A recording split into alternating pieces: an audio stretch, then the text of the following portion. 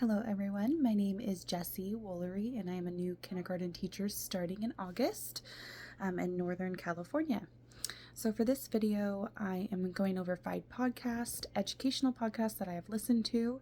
The first one is the Google Teacher Tribe podcast, and that is with Matt Miller and Casey. So they kind of went over what Google Workspace is all about and kind of how it's that the icons. So the icons are all color coded, which Casey explained that she really loved that all those are color coded. So you know that if it's Google Docs, just kind of like Microsoft Word, it's blue, and then green for Excel, things like that. And then they just really spoke about the competition between Google and Microsoft, and kind of that Google has taken a lot of what Microsoft has started and kind of put their own twist on things, but it's still very much similar to the Microsoft Office stuff, but it's just Google Workspace.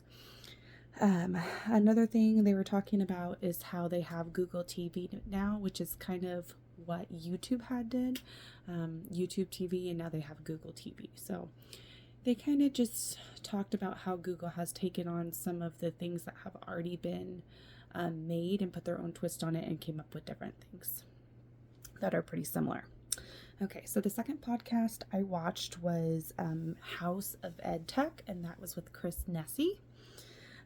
So the episode that I had listened to was called Eco-Friendly and Cost-Effective Technology. And so one of the first things he had brought up was some Canva updates. Canva is kind of like a lesson builder online.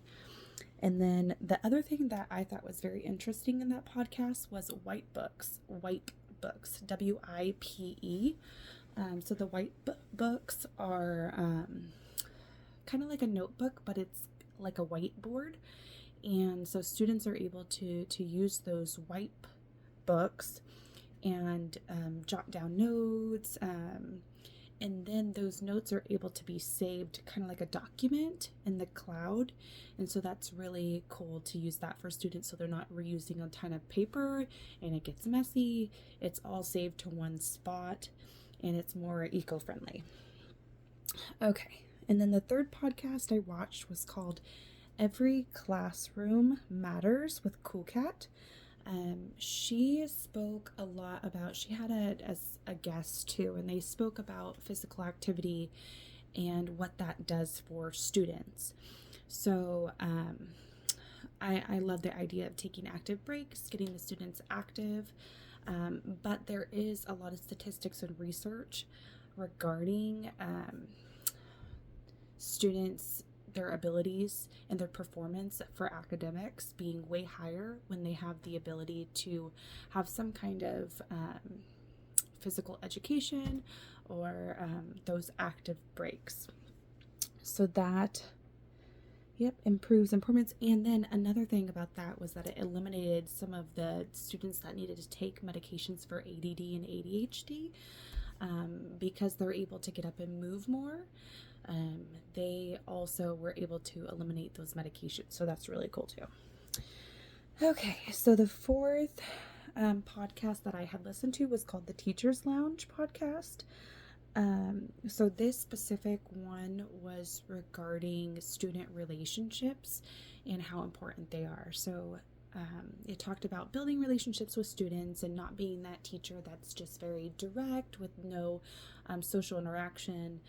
You want to get to know your students so that they can trust you, build that relationship with them, and then that will improve them throughout the school year with their academics as well, just building that relationship, because if not, the students tend to zone out and then just check out. So that was what that one was about. And then my fifth one was Ditch That Textbook, and that was also Matt Miller, the same person that was in my first one, the Google Teacher Tribe podcast. He also has that Ditch That Textbook podcast. He spoke a lot about the one I listened to was upgrading certain worksheets. So instead of just giving a student a worksheet, make it more interactive. So swap for online review games. So online review games, kind of like Kahoot or Quizlet that I have about in other videos. Using those kind of things to get the students more engaged instead of just handing out a worksheet that they have to, then they start to check out and get bored. Another thing was online matching apps and just other student learning apps online.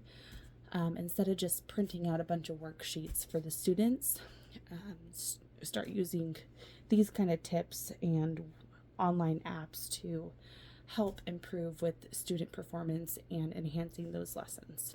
Thank you.